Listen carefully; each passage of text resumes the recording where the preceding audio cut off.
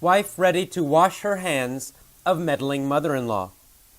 Dear Abby, how do I politely tell my mother-in-law to stop doing my laundry?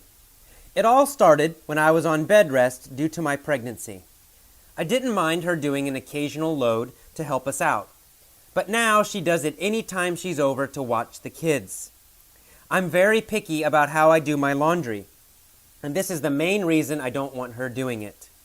Also, I prefer she spend time playing with the kids than with the laundry. She also puts things away in the wrong places. She does it with my dishes, too. Once I told her not to worry about my laundry because I wasn't done sorting it. She took it upon herself to do it anyway. She's very strong-willed. My husband and I have had problems with her not respecting our parenting, too. She often takes things the wrong way. What's the best way for us to tell her that her help is not needed? Dirty family laundry. Okay, welcome to the first Dear Abby letter. And this one is called Meddling Mother-in-Law. Let's get started. This is the vocabulary lesson for meddling mother-in-law. Dear Abby. Okay, meddling mother-in-law. Meddling. What does meddling mean? Meddling means to interfere or to cause a problem for somebody else. It means you get involved with another person's life when you shouldn't. So, for example, the mother-in-law is causing problems for the wife. She's doing things the wife should be doing. She's causing problems for the wife's life. She's interfering. She's sticking her nose in. Sticking her nose in. It means she shouldn't be worried about this. She shouldn't be doing something, but she does it anyway. So it's a meddling mother-in-law. Mother-in-law, of course, means the mother of your husband or wife. In this case, mother of the husband. So it's about laundry. So the mother-in-law is doing the wife's laundry, right? This is none of her business. She should not be doing the wife's laundry. It's not her own laundry.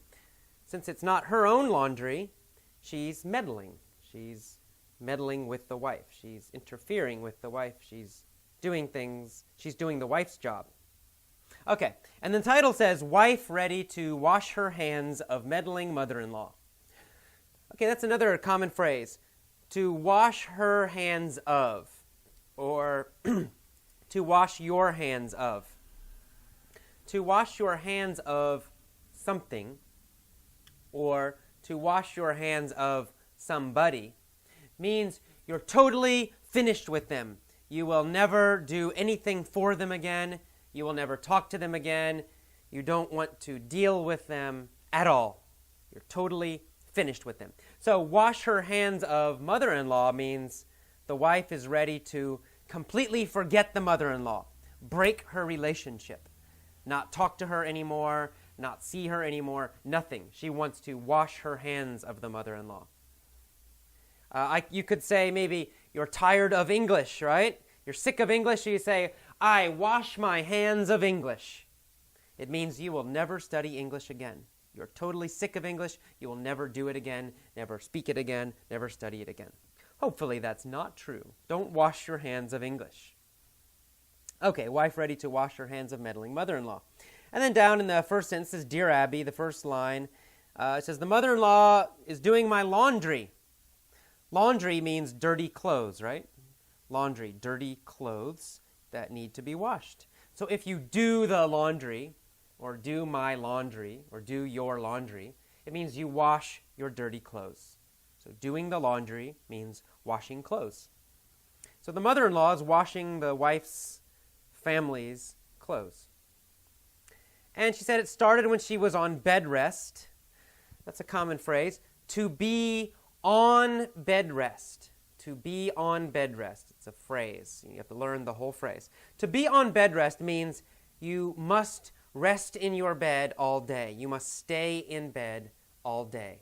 Usually because you're sick or you have some physical problem, some problem with your body. The doctor says, you need to be on bed rest. It means the doctor tells you, stay in bed, rest in your bed all day. That's what on bed rest means. And she was on bed rest due to her pregnancy. Due to means because. So that little phrase, two-word phrase, due to her pregnancy, means because of her pregnancy. Due to means because or because of. So she was on bed rest. Her doctor said, you're pregnant. You need to stay in bed and rest. You're on bed rest. Okay. She said she didn't mind her mother-in-law would do an occasional load to help her out. A load means an amount. A load is an amount. In this case, a load of laundry, it means it's the amount of clothes you put into the washer, right? So if you have some clothes, you put one group of clothes into the washing machine. That is one load of laundry. After you wash it, maybe you have more dirty clothes. You put more clothes in the washing machine. That's your second load, right? Load number 2. If you have more clothes after that, you put another one in. Now you have 3 loads of laundry. So it's the amount of laundry that goes into the washing machine at one time. That's a load of laundry.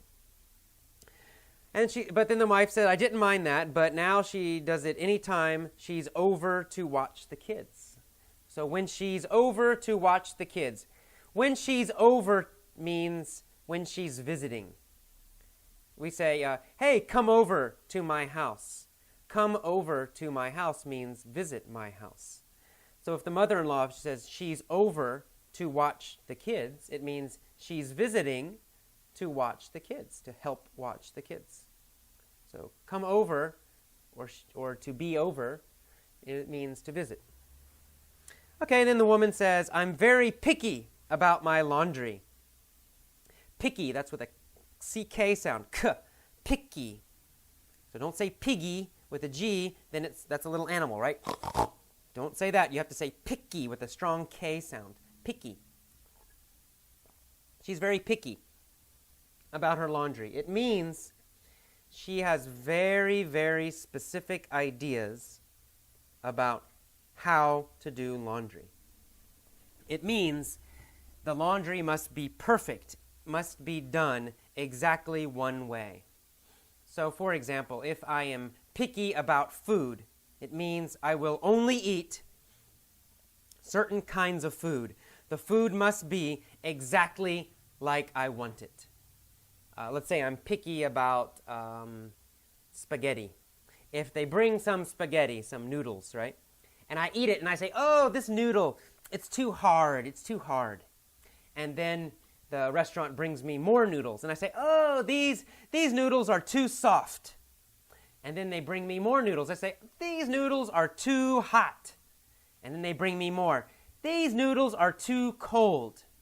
Okay, it means I am very, very picky, right, about noodles.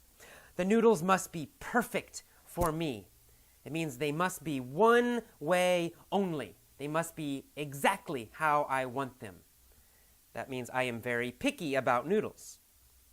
If I say, oh, I don't care, hard or soft, hot or cold, I don't care, doesn't matter, then I'm not picky. Okay, this woman is picky about her laundry. It must be washed exactly like she wants it, a certain way. Maybe all the white clothes together, all the red clothes together, all the dark clothes together. It must be this way. She's very picky. All right, and then in the next little paragraph of the letter, she says, one time I told her not to do the laundry because I wasn't done sorting it. To sort, S-O-R-T, to sort means to organize. So it means you have a group of things and you separate them and organize. So separate and organize equals sort. Okay, it's separating plus organizing. So it's both. So you can imagine with clothes, you have a big group of clothes, a lot of clothes, a load of clothes. And you look at them, you say, oh, this is a red one, and you put it to the left. And oh, this is a black one, you put it to the right. And oh, this is white, and you put it in another pile. you are sorting them, right? You're sorting them by color. The white ones together, the red ones together, the black ones together, etc. So that means you're sorting, you're separating them, and you're organizing them. That's to sort. You can sort by size. All the big ones on the left side, all the small ones on the right side, right? Separating and organizing by size. Usually with laundry, we sort by color. All right, and then she said, my mother-in-law took it upon herself to do the laundry anyway. To take it upon yourself, or take it upon herself, take it upon himself, it means you decide to do something without asking. You don't ask permission. You don't ask if it's okay. You just do it yourself without asking. So she took it herself, she took it upon herself to do the laundry. It means she did the laundry, she decided to do the laundry, but she never asked the wife, is it okay? Is it okay? Can I do the laundry? Can I do your laundry? She never did that. She just decided and she did it. She took it upon herself without asking. And then the wife says the mother-in-law is very strong-willed. Strong-willed means a very strong mind. It means you make a strong decision. When you decide to do something, you won't change your mind. Nobody can change your decision. So if I decide I will eat pizza tonight, and maybe you want to eat hamburgers, and you say, no, AJ, let's eat hamburgers. I say, no, pizza. You say, please, come on, maybe let's eat something else. Maybe we can eat Italian. I say, okay, but only pizza. And you say, well, how about spaghetti? And I say, no, pizza, pizza, pizza, only pizza. Right? I will not change. I will not change my mind. I am strong-willed. We sometimes say stubborn. Stubborn is another word that's very similar. Stubborn or strong-willed. All right. And then the next sentence, she says, the mother-in-law does not respect our parenting. Our parenting. Parenting, what does that mean? Parenting means how you take care of your children. The rules you have for your children, how you punish them, how you teach them, all of that. Raising a child, we call that parenting. You can use it as a verb, to parent. And it can also be a noun, parenting. Right? So she's saying the mother-in-law does not respect their parenting. It means the mother-in-law does not respect their rules with the children, their rules for the children. She does not respect how they teach their children. So the mother-in-law does not respect that. She does not follow their rules.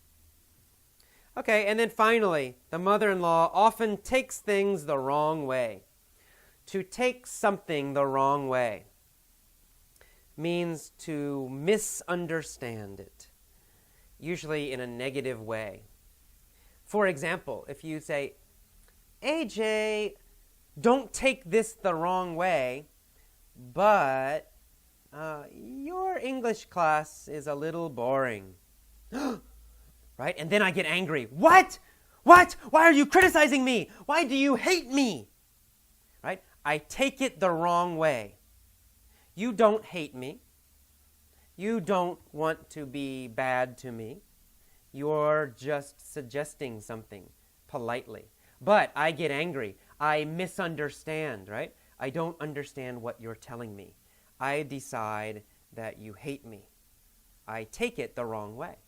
So she's worried, this wife is worried, if she says something to the mother-in-law, if she says, please don't do my laundry, she's afraid the mother-in-law will take it the wrong way. The mother-in-law will think she's attacking her. She's criticizing her. She doesn't like her, right? She will have a negative idea. She will take it the wrong way. She doesn't want the mother-in-law to take it the wrong way. Okay, that is all of the vocabulary for this Dear Abby letter. I like the Dear Abby letters because they're very short, but they have a lot of idioms, a lot of common conversational phrases, a lot of phrases you never see in textbooks or learn in school, but we use them every day in speech. So learn them. See you next time. Bye-bye. This is the mini story lesson for the Meddling Mother-in-Law, Dear Abby lesson. Here we go. There was a girl named Tomoe. One day, she took it upon herself to change her husband. Tomoe was very picky. She wanted the apartment to always be perfectly clean. But her husband was a lousy housekeeper. One day, Tomoe said, "When you do the laundry, please sort the clothes by color." Tomoe was very polite, but her husband took this the wrong way. He yelled, "Why are you criticizing me? Why do you hate me? I'm not a lousy husband." Then he jumped up and down, pulled his hair, and said, "I wash my hands of this. I will never do laundry again." Okay, let's go back to the top, this time with questions. You can pause and answer the questions, or you can answer the question quickly in your head. Here I go. Or just listen.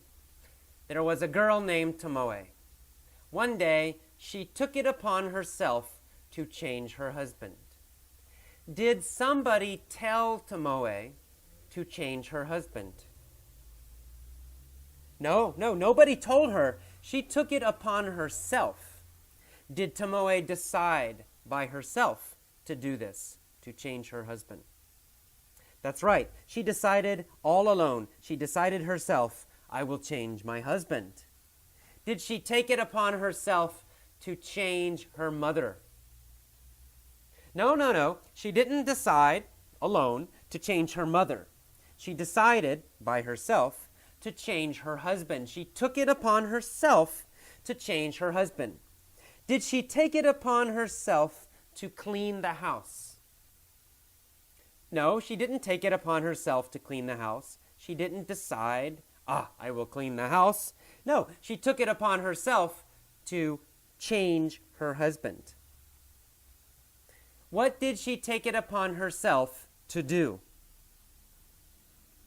Well, she took it upon herself to change her husband. Why did she take it upon herself to change her husband? Well, her husband was a lousy housekeeper. He was a bad housekeeper. He didn't clean the house very much. So she took it upon herself. She decided herself to change him. She didn't ask anybody else. Tomoe was very picky. She wanted the apartment to always be perfectly clean. Was Tomoe very relaxed about the apartment? No. She was not relaxed. She was very picky. Everything had to be perfect. Everything must be perfect. Exactly as she wants it. Exactly like she wants it. Was Tomoe picky about her food? Must she always eat food that is perfect, exactly how she wants it? No. Tomoe's not picky about her food. She will eat any kind of food. So no problem. She's not picky about her food. Is Tomoe picky about her clothes? Was she picky about her clothes? Well, no. She doesn't care about clothes. She doesn't care about fashion. She will wear anything. What was she picky about? Well, Tomoe was picky about the apartment, right? Everything in the apartment must be clean. Everything must be in the right place. Tomoe was very, very picky about the apartment. Not about her food, not about clothes, not about other things. She's very picky, was very picky about the apartment. But her husband was a lousy housekeeper. Was he a good housekeeper? No. He was a very bad housekeeper. Did he clean the apartment a lot? No. He was a lousy housekeeper. He never cleaned the apartment. Did he do the laundry a lot? No. He never did the laundry. Was he good at doing the laundry? No, no, he was lousy. He was bad at doing the laundry. Was he good with washing the dishes? No, no, he was lousy with the dishes too. He was a lousy housekeeper in general. He was lousy with housekeeping. He was a lousy housekeeper. So finally, one day, Tomoe said, "When you do laundry, please sort the clothes by color." Did she want him to pick out the different clothes, to separate them and organize them by color? Yes, yes, of course. That's exactly what she wanted. She wanted him to sort the clothes by color. Did she want him to sort the clothes by size? Big ones here, small ones there. No, no, no. She didn't want him to sort the clothes by size. Did she want him to sort the dishes by color? No, no, no, no. She did not want him to sort the dishes, the plates, the bowls. No, she did not want him to sort the dishes. She wanted him to sort the clothes. How did she want him to sort the clothes? Well, she wanted him to sort the clothes by color. That's how. She wanted him to sort the clothes by color. Okay, so she wanted him to sort the clothes by color. When she said this, she was very polite, very nice. Tomoe was very polite always. But her husband took this the wrong way. Did her husband understand Tomoe exactly? No, no, he did not understand. He thought she was angry. He thought she was criticizing him. He thought she was attacking him. He took this the wrong way. He took her words the wrong way. She said, "When you do the laundry, please sort the clothes by color." But her husband took this the wrong way. He misunderstood the words. Did her husband take this the wrong way? Take her words the wrong way? Yes, of course, exactly right.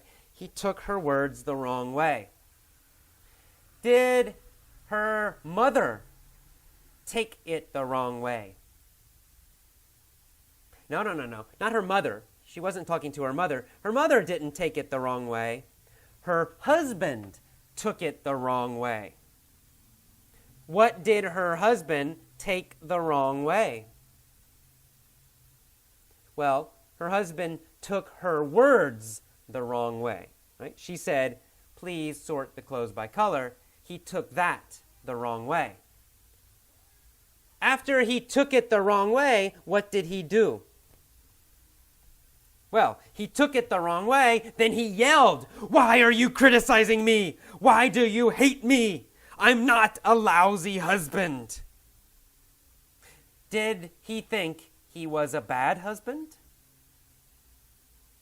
No, no, no. He said, "I'm not a lousy husband. I'm not a bad husband. I'm not a terrible husband." So he said, "I'm not a lousy husband." He didn't think he was a lousy husband. Did Tomoe say he was a lousy husband?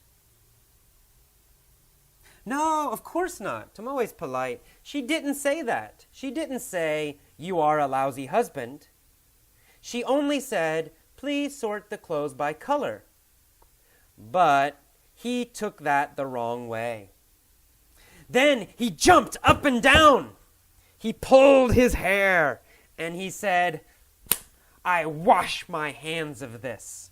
I will never do laundry again." Did her husband wash his hands of doing the dishes? No, no, no, no.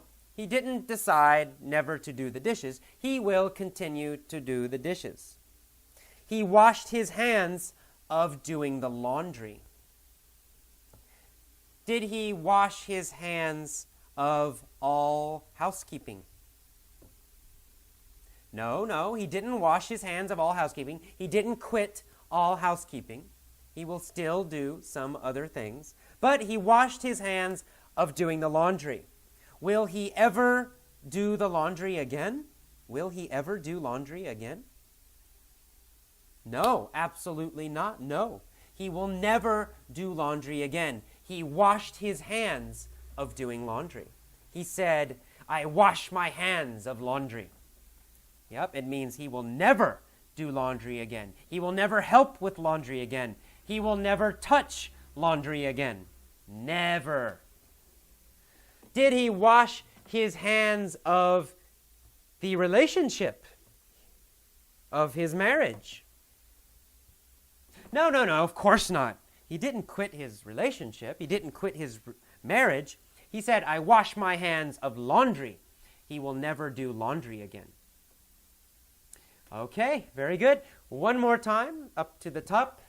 This time, if you want to practice speaking, I will pause after the key phrases. Please repeat them.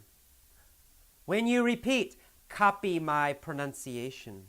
Especially copy my intonation. When do I go up?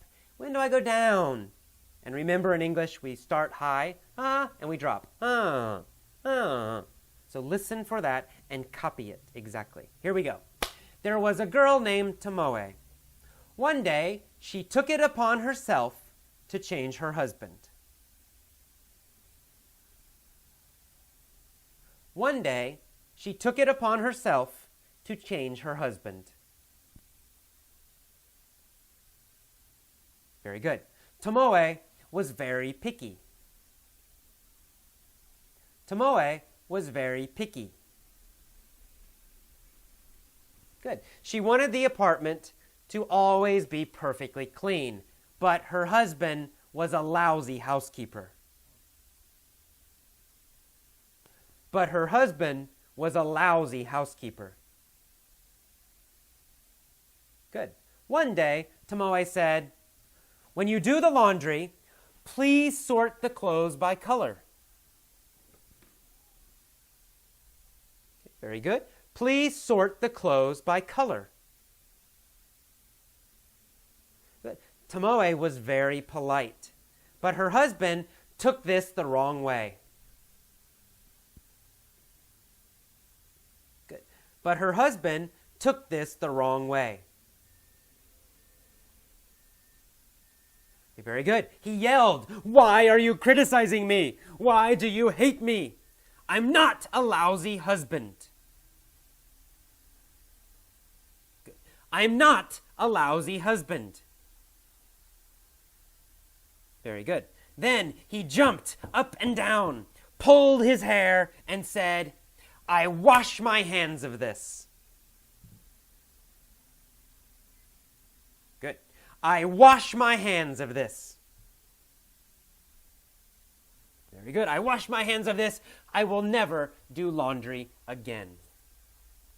Okay, that is all. Now, please pause or stop this and try to tell all of the story yourself. Use all of the new phrases, all of the key phrases, and try to tell all of the story.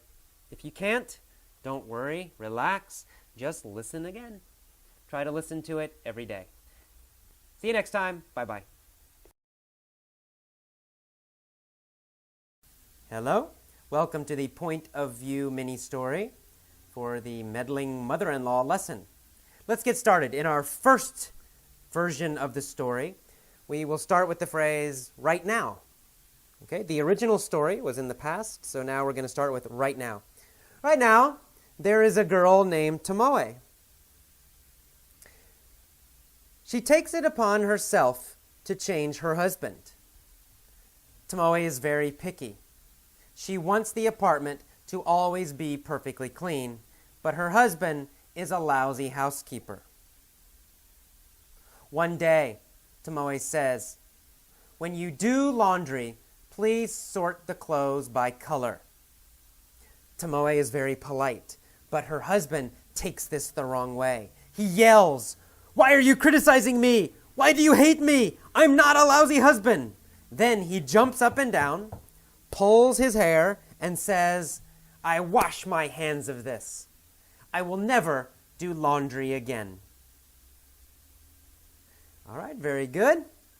Now let's change the story a little bit. We're going to start the story with the phrase since last April, starting in last April, continuing until now. Since last April. Okay. There's a girl named Tomoe.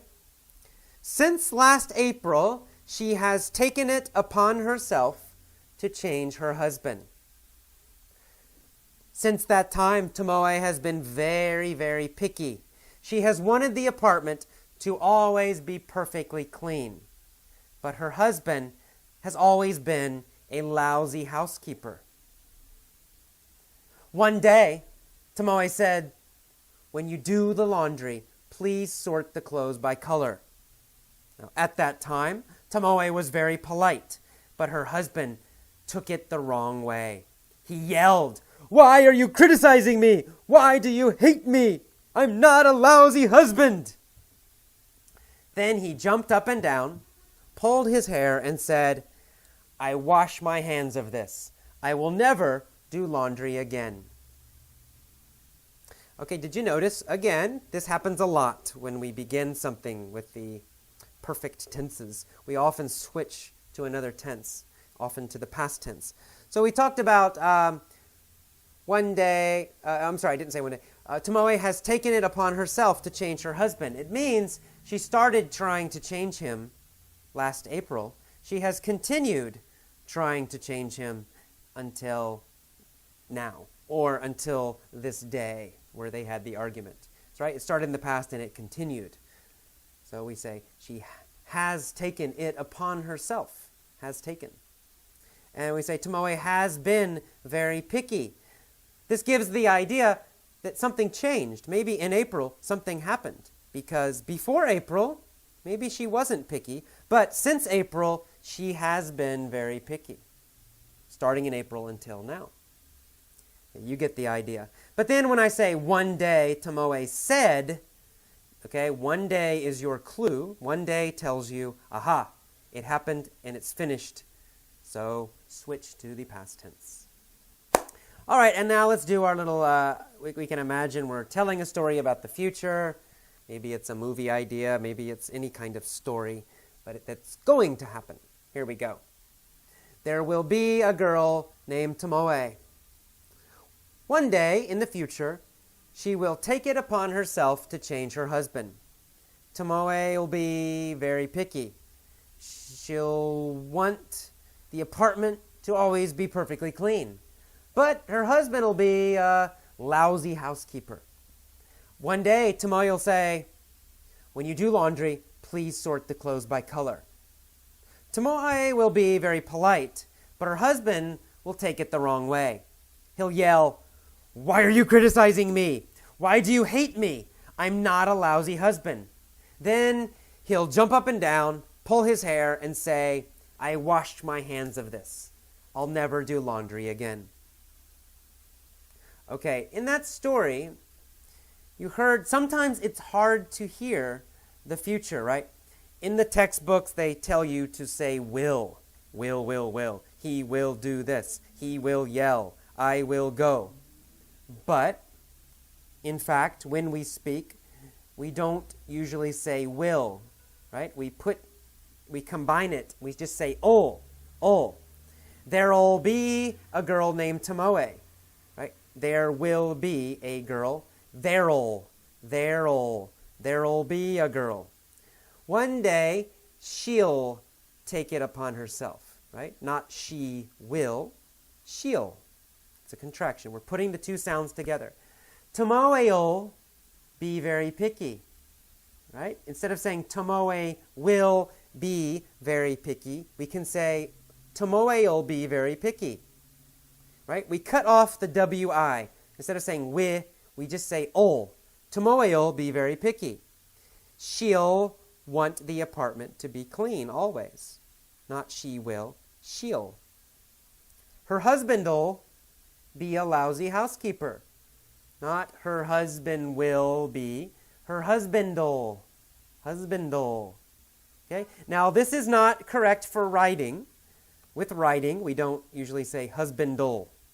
But in speech, in conversation, especially native speakers speaking quickly, they will say ol. Her husband will be very bad. Her husband will be a bad housekeeper. One day, Tomoe will say, did you hear that? Tomoe will say, not Tomoe will say. Tomoe will say, and then we switch to the present tense because it's a quote. When you do laundry, please sort the clothes by color. Tomoe will be very polite. Tomoe will be very polite. But her husband will take it the wrong way. Her husband will take it the wrong way. He'll yell, not he will yell. He'll yell. Why are you criticizing me? Etc., etc. Then he'll jump up and down. He'll pull his hair. And'll say. You could even do that. And'll say. And will say. I wash my hands of this. I will never do laundry again. So listen for that. You know, the English you get in textbooks, on CDs, in schools. It's a formal style of English. It's also really a written kind of English. So you're learning to speak written English from these books. And, you know, that's okay, but it's not how we really speak. It is not how Americans actually speak. You'll never see in a textbook, husband'll. The husband will be good. The husband will go to the store. You'll never see that in a textbook, but in fact, that's exactly what we say every day. Husband'll. Tomoe'll. He'll. So listen for that when you listen to our movie lessons, when you listen to my commentaries, when you listen to these mini stories. I'll try to use this more normal conversation style so you can begin to understand it and use it. Okay, that's all. As usual, listen to each version, then pause and try to tell the story yourself. All of it, using the correct grammar, the correct verb tenses. And try to use the correct pronunciation when you do this future one, especially. Try to use ol instead of will. Okay? See you next time. Bye-bye.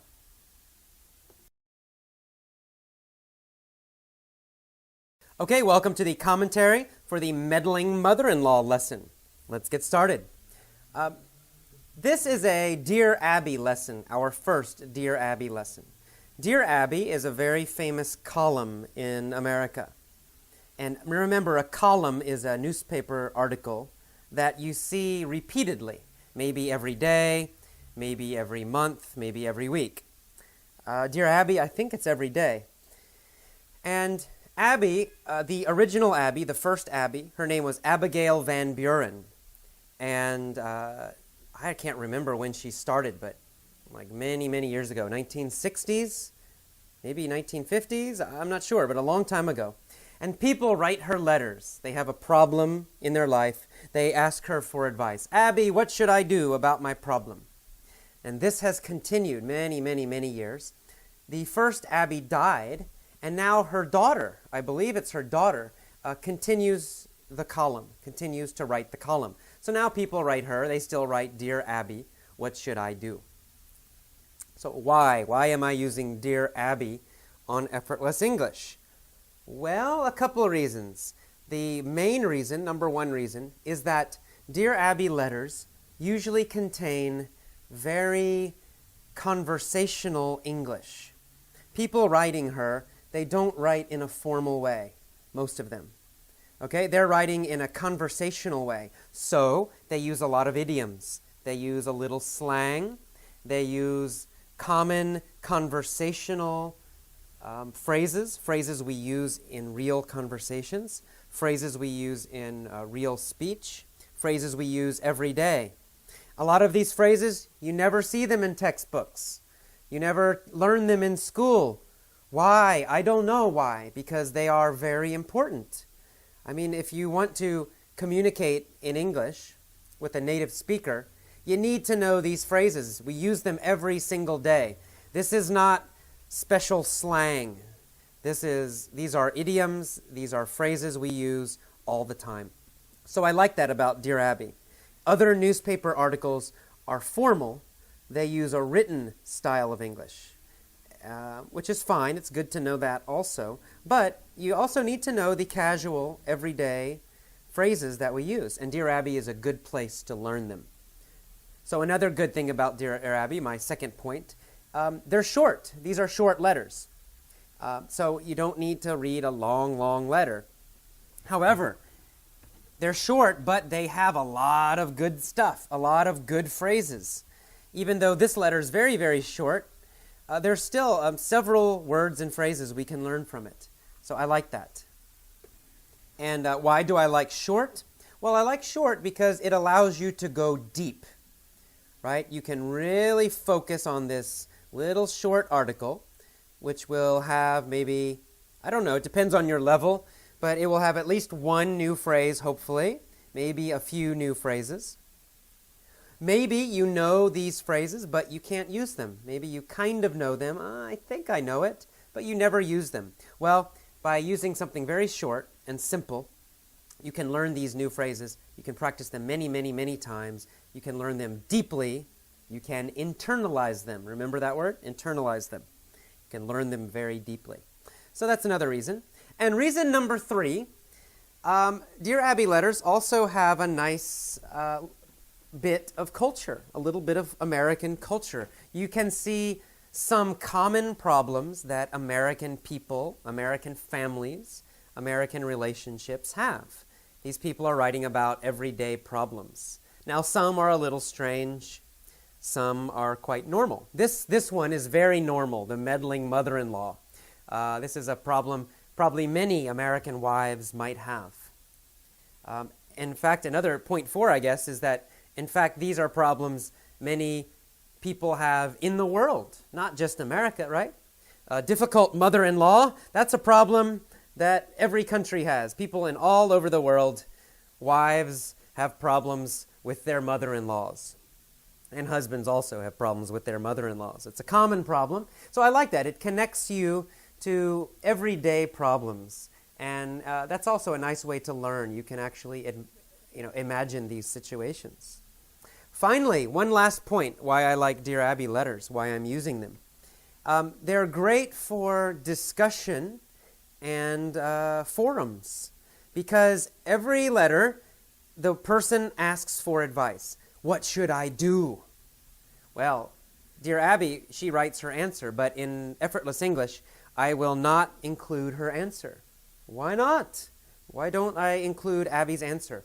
Because I want you to write your answer. I want you to go to the forums where it says article essays, and I want you to write, what should this person do? In your opinion, what should they do? Should she yell at her mother-in-law? Should she be quiet and be happy that her mother-in-law is helping her? Should she try to tell her in a polite way, please don't do my laundry? Is the mother-in-law the problem? Or is the wife the problem? Or is there another problem? Okay, all of these things, there's a lot of things you can write about with a very short Dear Abby letter. Every letter, the person says, what should I do? I want you to go to the forums and write one paragraph, maybe. What should the person do? In this case, what should the wife do about the mother-in-law? The mother-in-law is doing her laundry and cleaning the dishes, and the wife doesn't like it. She's very picky. So the wife says, what should I do? She's afraid if she says something, the mother-in-law will take it the wrong way. Maybe she'll get angry and upset.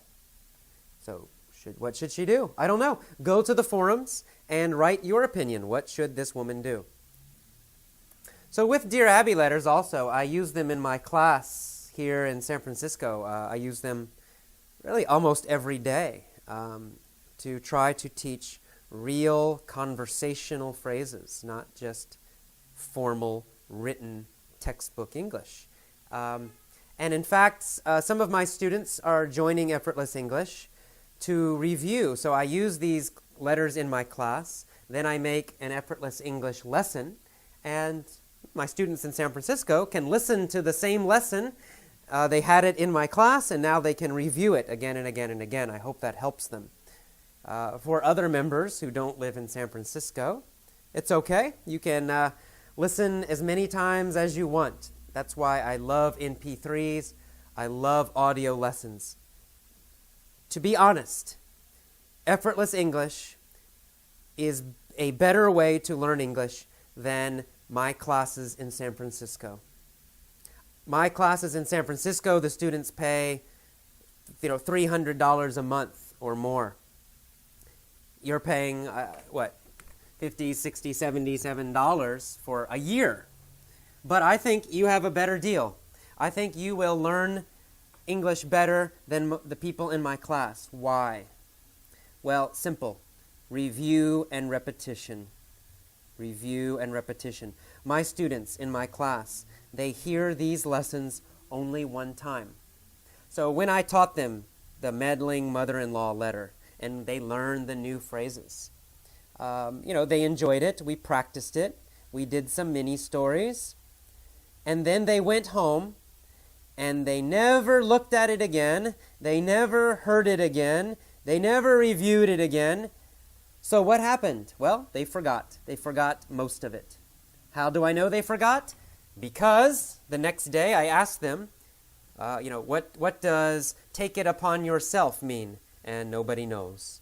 And I asked them a week later, and I asked them, what does picky mean? And nobody knows. They forgot. Why did they forget? They forgot because they did not internalize the English. They did not repeat it enough. They did not review it enough. They did not hear it enough times. That's your advantage. Using the internet, using MP3s, using your iPod, using your computer. You can review and review and review as much as possible. With Effortless English, I encourage you, with each lesson, listen to each part one time, maybe 2 times, every day for 1 week or for 2 weeks, maybe for 3 weeks. I don't know. It depends on your level. If you are very high level, maybe 1 week is enough. If you're more of an intermediate level student, maybe you need a couple weeks, 2 or 3 weeks. But learn it completely. Okay, this is not a race. If you do every lesson very, very fast, you prove nothing. Okay, it just means you did everything fast and now you forgot everything and you didn't learn very much. It's much better to go slowly and learn each lesson completely. 1 time is not enough. 1 day is not enough. When you listen to the Meddling mother-in-law lesson, the audio, read the text, listen to the mini stories, listen to the point of view mini stories, listen to this commentary, listen to the vocabulary. Doing it 1 time, 1 day, it's not enough. It's just not enough. You have to listen to it today. And then tomorrow, listen to it again. And the next day, 1 more time. And the next day, again, 1 more time. And the next day, again, 1 more time. That's how you really, really learn the English deeply, so you can understand it instantly. No hesitation, no thinking. You know it. You hear it, you know it. That's also how you learn to use it instantly. No thinking, no translating, no thinking in Japanese, and then translating to English, and then speaking. No. You have to learn it very completely. That means a lot of review. You've got to listen to these lessons many times, many days. When you do, trust me, please trust me, you will internalize the grammar. You will learn it very deeply. You will internalize the vocabulary. You will internalize the pronunciation. You will automatically begin to improve your vocabulary, your pronunciation, the speed of your understanding, your listening comprehension speed, your speaking speed, your fluency, and also your speaking pronunciation. Everything will improve, but you must review, you must overlearn. Please do that. Please trust me. If you overlearn each lesson, if you do that for 6 months, 8 months, 1 year, you will be fluent in English. you will feel comfortable with English. You will improve a lot. You will improve a lot more than people using normal methods, using textbooks, using schools. I promise you, this is not just me, A.J. Hogue, giving you my opinion. There is a lot of research about this. Okay, enjoy the Dear Abby letters, and I will see you next time. Remember, overlearn, overlearn, overlearn. Bye-bye.